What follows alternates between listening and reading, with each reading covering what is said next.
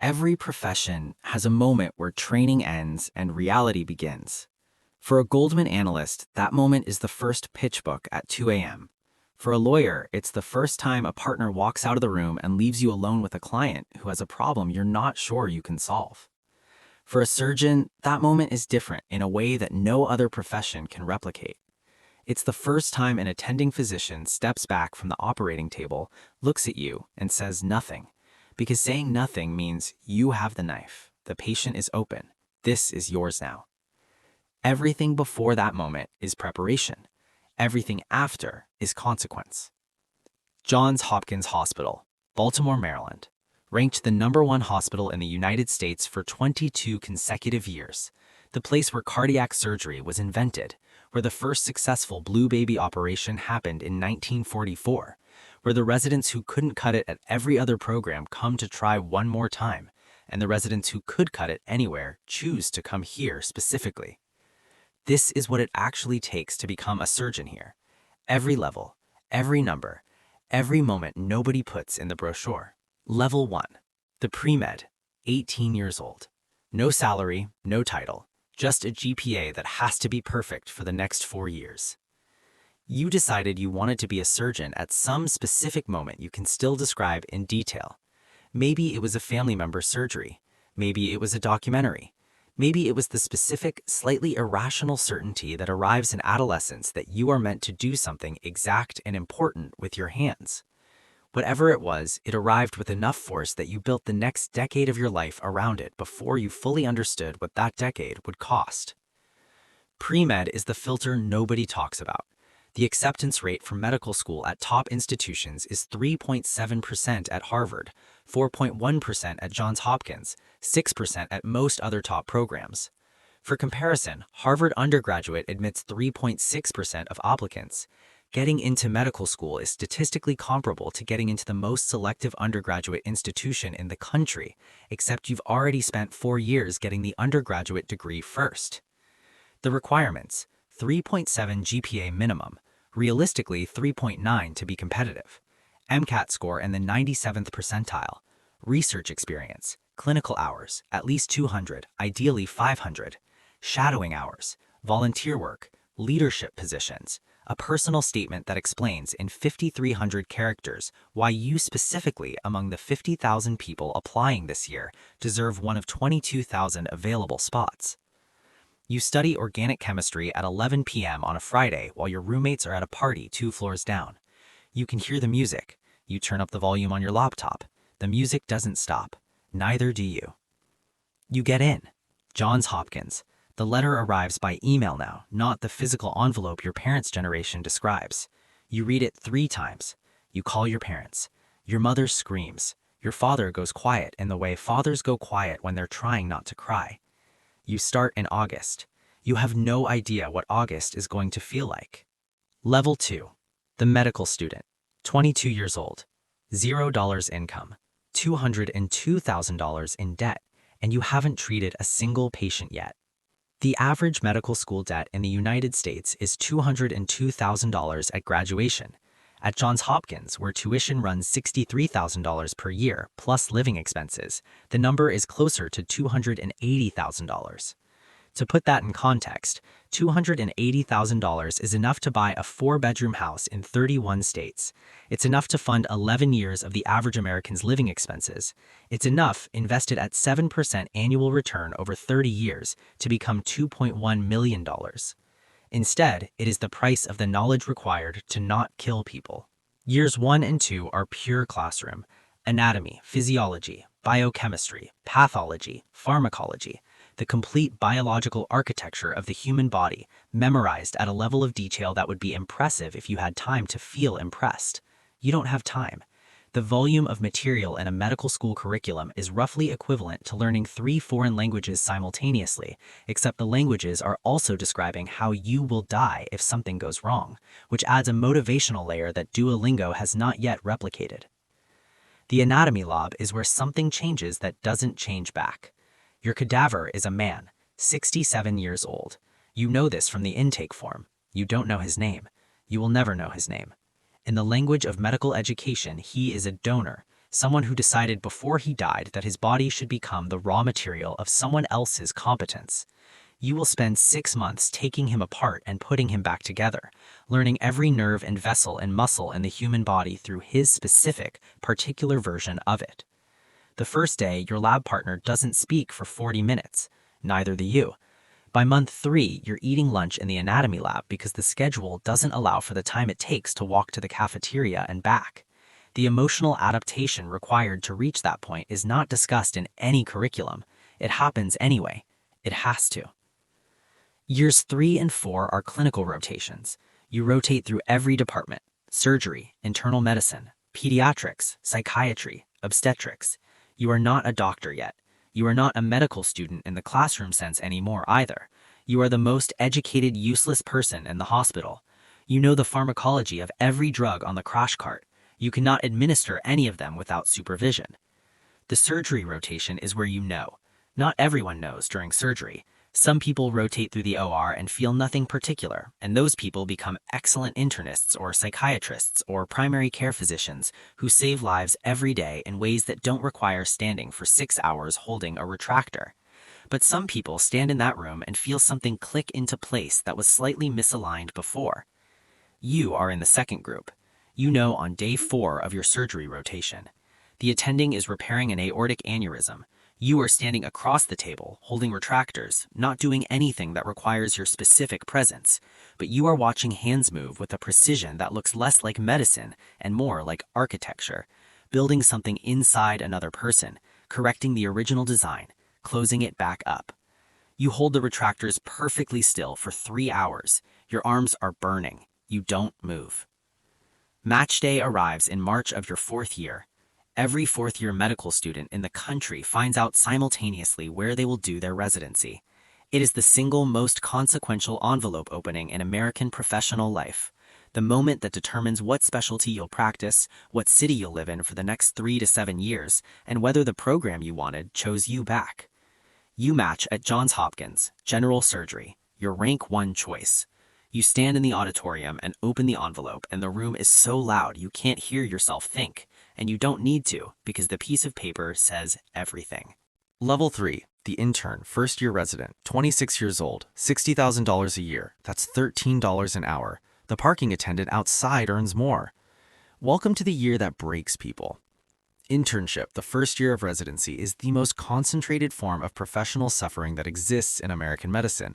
Not because the work is impossible, because the work is real, the stakes are real, the exhaustion is real, and you are doing all 3 simultaneously while being paid $60,000 a year, which divided by the actual hours worked comes to approximately $13 an hour. The legal limit for resident hours since 2011 is 80 hours per week. Before 2011, there was no limit.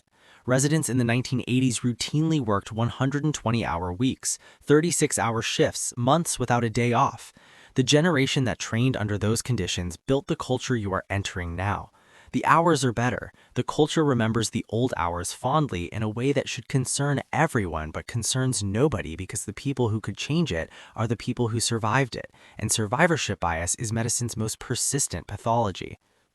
80 hours a week means you are at the hospital for more waking hours than you are anywhere else. Your apartment becomes a place where you sleep and change clothes. Your relationships outside medicine begin operating on a schedule that doesn't include you. Your college friends stop texting at normal hours because they've learned your normal hours aren't normal. The first time a patient dies under your care, you are 26 years old and it is 4 a.m. and you have been awake for 31 hours. Mrs. Patricia Marino, 74 years old, post-op complication from a bowel resection. You did everything correctly. The attending reviewed every decision. The outcome was not survivable regardless of intervention. You will remember her name for the rest of your career. This is not a metaphor. Surgeons who have been practicing for 30 years can recall the full names and case details of patients they lost in their first year of residency. The brain stores these differently than other memories. Nobody explains why, it just does. What nobody prepares you for at intern level is not the death, it's the 20 minutes after. You write the death note. You call the family. You answer their questions as completely and as honestly as the 4 a.m. version of your brain can manage. And then you walk back into the hospital and the next patient is waiting, and the next decision is required, and the process of medicine doesn't pause to acknowledge that you just told a family their mother is gone. You learn to carry both things simultaneously, the weight of what just happened and the complete presence required by what's happening now. This is the central psychological skill of surgery, and no program in the country teaches it directly. You learn it by doing it, over and over, until the carrying becomes structural rather than effortful. By month 8, you can intubate a patient in under 45 seconds. You can read a CT scan and identify a bleeding source before the radiologist calls. You can stand in an operating room for 6 hours and your hands are steadier at hour 6 than they were at hour 1 because the exhaustion has burned away everything except the competence. You are not a surgeon yet, but you are becoming one. The difference is visible. You can feel it. Level 4, the senior resident, 29 years old, $72,000 a year. The attending steps back. The patient is yours. This is the moment. General surgery residency at Johns Hopkins is 5 years. By year 4, you have assisted on over 800 operations. You have performed approximately 200 independently under supervision. You know the attending's preferences for every instrument, every suture, every specific sequence of steps in every procedure. You know which attendings explain and which ones expect you to already know. You have adapted to both. And then, one Tuesday morning, mid-case, your attending steps back from the table. He doesn't say anything. He doesn't need to. Stepping back is the language. It means you have the field. The patient is open. This is yours. The first time it happens, you feel something that is equal parts terror and clarity. Terror because the hands on this patient are now your hands. Clarity because every hour of the last 4 years was preparation for exactly this moment. And preparation, it turns out, is what competence actually feels like when you finally need it. You complete the procedure. Clean margins, correct hemostasis, closure that your attending examines afterward and says nothing about, which means it was correct, because your attending uses silence for approval and words for problems. You go home that night and sit in your apartment and eat cereal at 9 p.m. because you forgot to buy food this week and the grocery store felt less urgent than it should have been. You think about the case, not anxiously, analytically, what you did well, what you would do differently, the specific moment when the anatomy presented differently than the imaging suggested, and you made a decision in real time that turned out to be the right one. You write it down, not because anyone asked you, because writing it down makes the learning permanent in a way that just experiencing it doesn't. Chief resident year. You run the service now. 15 residents below you. You manage the schedule, the cases, the conflicts between residents and attendings that are always about something other than what they appear to be about. You are simultaneously the most experienced resident and the least experienced attending, existing in the gap between training and practice, trusted enough to run a department and not yet licensed to run one independently. Your chief year case count exceeds 1,200 operations. You have seen more surgical pathology in 5 years than most community surgeons will see in a career. You are 30 years old and you are very good at this, and the goodness is not theoretical anymore. It is demonstrated, documented, and visible to everyone in the department. Level 5, the fellow, 31 years old, subspecializing. The training that trained you wasn't specific enough. General surgery gave you the foundation. Fellowship gives you the precision. Cardiothoracic, neurosurgery, surgical oncology, vascular, pediatric surgery. Each subspecialty is an additional 2 to 7 years of training beyond residency, which means a neurosurgery fellow at Johns Hopkins is 33 years old, has been in training for 15 years, has $310,000 in outstanding debt, and is performing surgery at a level that a small percentage of humans on Earth are capable of for $75,000 a year. Neurosurgery fellowship specifically, your margin of error is 1 millimeter, not metaphorically, literally. The difference between correct and catastrophic in a brain tumor resection is sometimes the distance between two structures that are 1 millimeter apart on the imaging and further apart or closer together in the actual tissue, depending on variables you can only assess in real time. You train for years to make decisions in those real-time moments. The training works. The weight of the responsibility never fully normalizes. The first time you tell a family that surgery was not successful, you are 32 years old and you have been awake for 22 hours and the family has been in the waiting room for 9 hours and they know from your face before you say a word. You sit with them, not because the protocol requires it, because they are people in the worst moment of their lives, and the least you can do is be present in it. You answer every question. Some questions don't have answers. You say so. Saying "I don't know" is the hardest sentence in medicine and the most important one to be able to say without flinching. You drive home at 6 a.m. You sit in the parking garage for 11 minutes before starting the car. Then you start it. You go home, you sleep for 5 hours, you come back. This is the job. This has always been the job. You knew this when you chose it. Knowing it in advance is completely different from knowing it from inside it, and the inside version is the one that counts. Level 6. The attending surgeon, 34 years old, $668,000 per year. Independent. Finally. Completely alone in a way you didn't expect. Your first independent case as an attending is a 6-hour cardiac bypass on a 58-year-old construction worker from Baltimore named James Whitfield. No fellow standing by, no attending behind you to step in. Your team, a resident, 2 scrub techs, an anesthesiologist who has done this 4,000 times and will do exactly what you need if you communicate clearly. The surgery goes well. James Whitfield goes to the ICU. He goes home 8 days later. He sends a card, handwritten, 3 sentences. You keep it. $668,000 per year for a cardiac surgeon at a major academic center. After 12 years of training, $310,000 in debt, $0 net income until age 34.